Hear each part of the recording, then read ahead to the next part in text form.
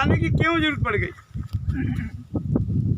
पहला प्रश्न होता है क्या है, दूसरा प्रश्न होता है कैसे है, क्यों है।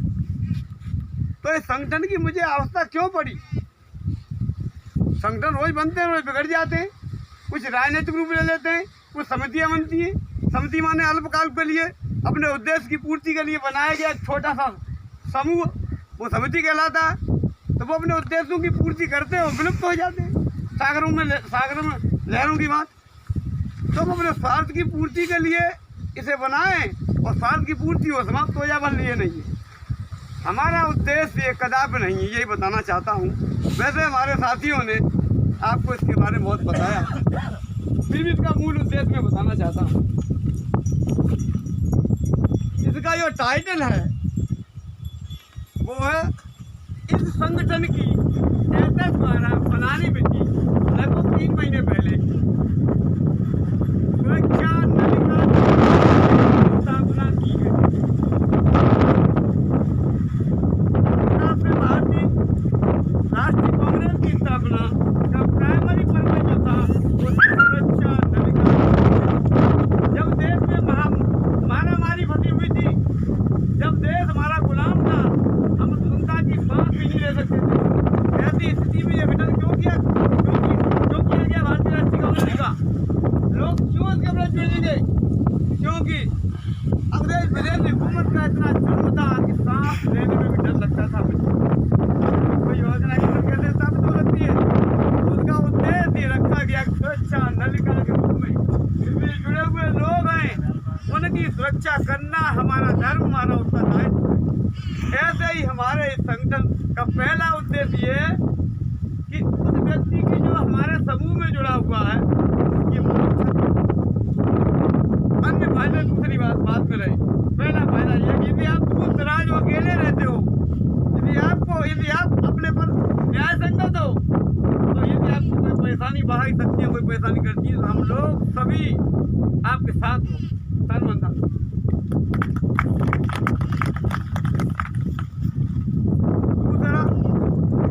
दूसरा उद्देश्य वैसे जो प्राइमरी उद्देश्य इसका गिनाया ही है भौतिकी, लेकिन अब मैं बताना चाहता हूँ अभी ये हमारा अभियान जागरूकता के स्तर पर, ये हल्के फुल्के जो कार्य हम लोग कर रहे हैं अभी, मैं हल्के फुल्के मानता हूँ, अभी जागरूकता के स्तर पर। हमारे वीरेन जी ने कहा था कि पेपर में निकला है भारतेंद्र हरिश्चंद्र हिंदी के एक प्रख्यात लेखक और कवि भी थे, उच्च कोटि के पत्रकार भी रहे थे। आज उनका लेख भी निकला है। उन्होंने कहा कि समस्त उन्नतियों का मूल धर्म है, पेपर हो तभी दिया हुआ, समस्त उन्नतियों का मूल धर्म है। धर्म में शिक्षा भी आती है, धर्म में क्षमा भी आती है, सीख भी आता है, सद्गुण और नैतिकता अन्य चीजें भी आती है। और धर्म को समाज शास्त्रियों ने एक अफीम की बात बताया है। अभी धर्म की कोई बात करने लगो, कोई बात साधारण से साधारण व्यक्ति भी करने लगे तो देखोगे आप कि हजारों लोग जुड़ जाते हैं। वजह कि मुझे प्रवाह में जीने की आदत पड़ गई है।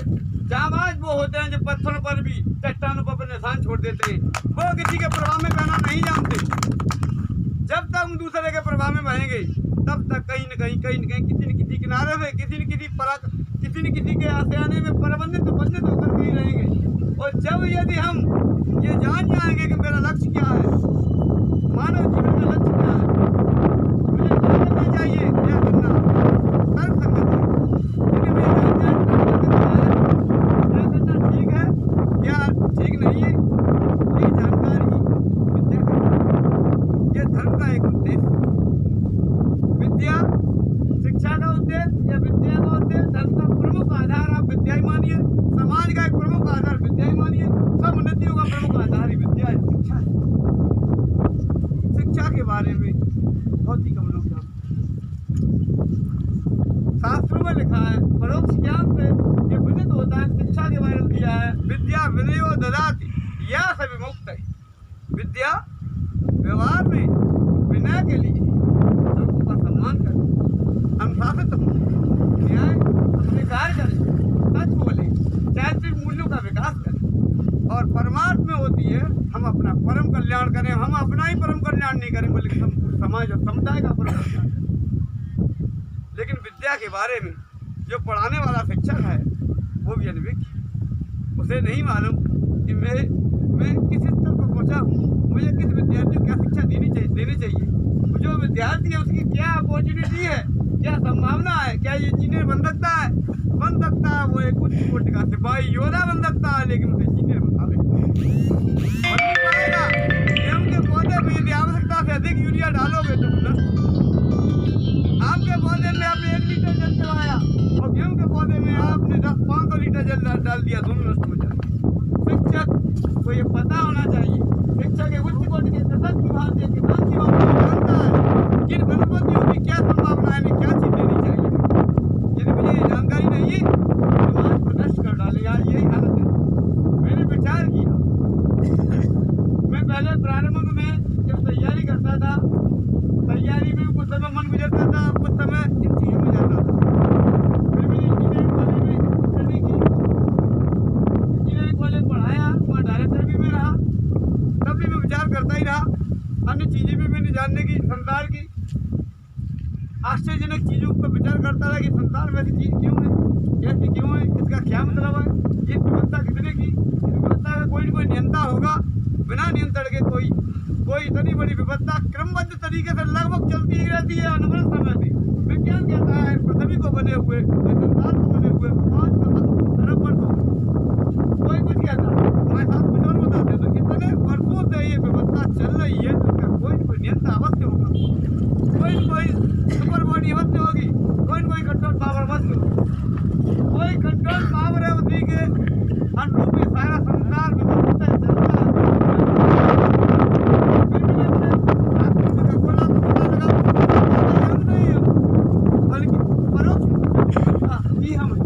लेकिन जान नहीं पाते, ये जानने की सारी दुनिया में भीड़ है। उसके जानने के सिद्धांत विकृत होने के कारण किसी क्षेत्र को राजनीति, किसी क्षेत्र को धर्मनीति, किसी क्षेत्र को समाजनीति, किसी वन नीति को लागू किया गया।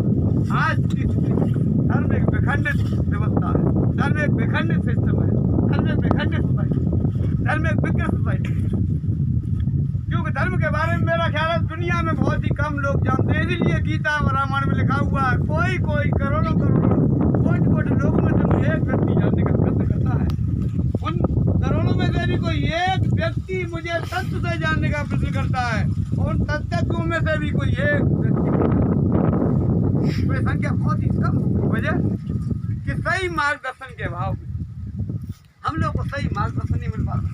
यदि हमें सही मार्गदर्शन मिले, यदि हम ठीक से जान सकें तो ये निश्चय हम किसी के प्रभाव में रहेंगे नहीं। दूसरा कोई दोषी नहीं है, जीवन का जो परिणाम मेरा आया उसमें मैं ही दोषी हूँ।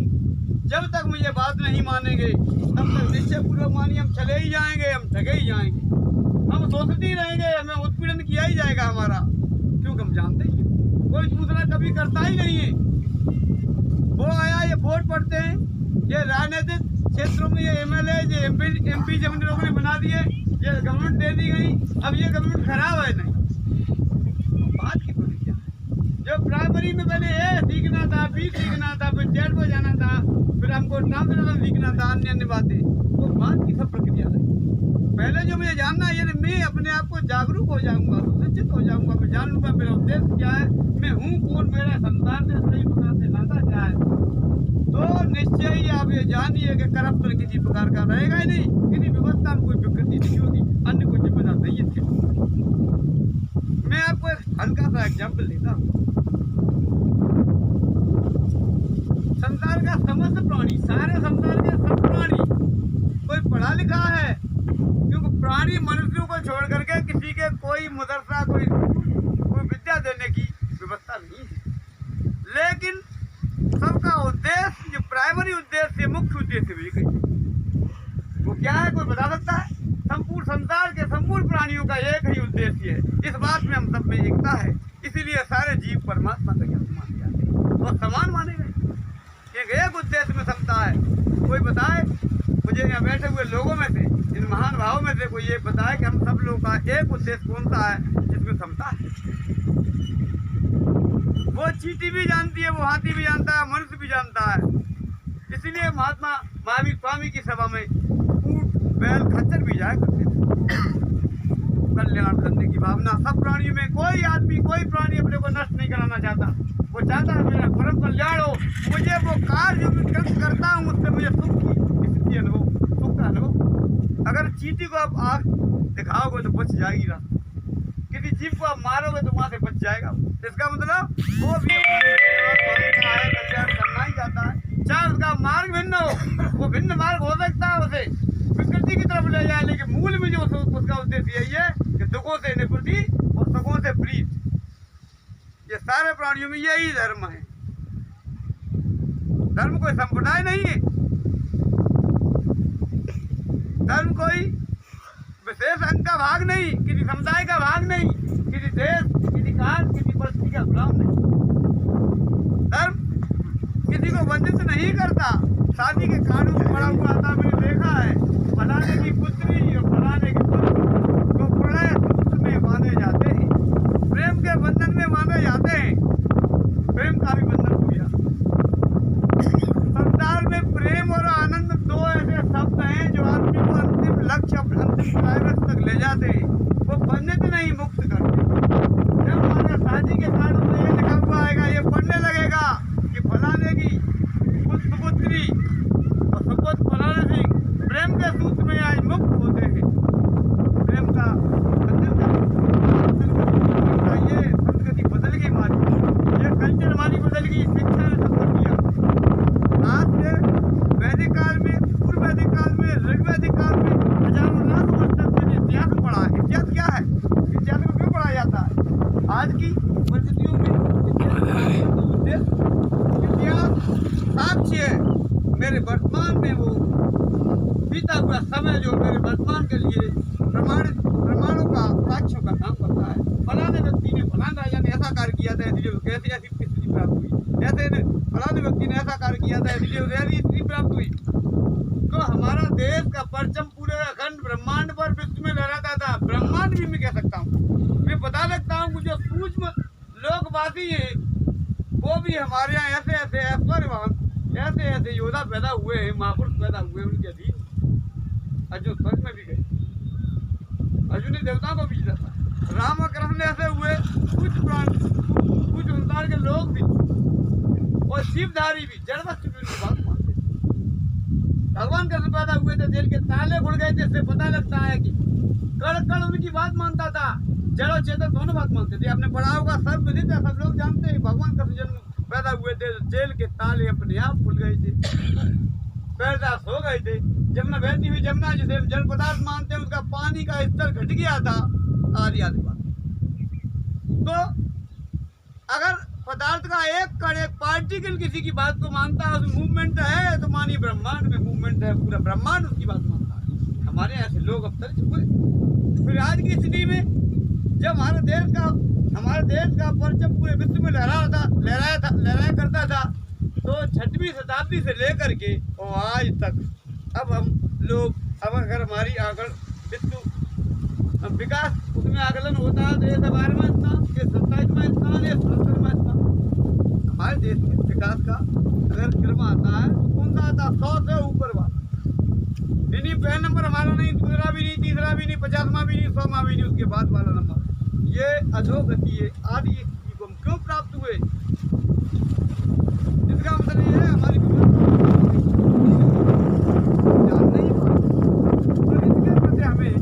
हम लोगों को प्रशिक्षित करके, अन्य लोगों को प्रशिक्षित करके जागरूक करना। ऐसा नहीं हम नहीं जानते और जागरूक करना। शिक्षण देने का हम लोग ठीक है, अपने क्षेत्र के बाहर रखते हैं, वो क्षेत्र के बाहर रखने वाले लोग सामान्य लोग को एकत्र करेंगे, उनके दर्शन को बढ़ा करके हम लोग पहले उन्हें प्रशिक्षित किया करें। फिर प्रशिक्षित करने के बाद लोगों को बताएंगे जागरूकता के लिए आप जागरूक हो गए, फिर ये सारे अधिकार आपको मिलेंगे। पहले कर्तव्य आता है, अधिकार से किया। संविधान में पहले मौलिक अधिकार जोड़ दिए गए थे, लेकिन बाद में छुट्टी मानी गई थी और फिर बाद में मौलिक कर्तव्य का काम किया गया। जब कर्तव्य पहले, उसके बाद अधिकार है। तुम अपने कर्तव्य को जान सके कि मेरे कर्तव्य क्या है, मेरी जिम्मेदारी क्या है, मैं आगे हूँ क्या, मैं मेरा कर्तव्य क्या, अपना का कल्याण करना है, अपना ही कल्याण करना नहीं है। तब फिर मौलिक अधिकारों का उपभोग कर सकते हैं। रमाकांत हमारी आधी से ज्यादा नाम नोट कर लियो। व्यर्थ की बातों में ही अब नाम बता दो। बहुत ज्यादा नहीं, बहुत थोड़ा समय रह गया, लेकिन जब भी कर लिया। आप जागरूक हो जाओ, कोई अच्छा। माने नहीं रखता कि आप को जाना कहाँ है, आपका लक्ष्य क्या है।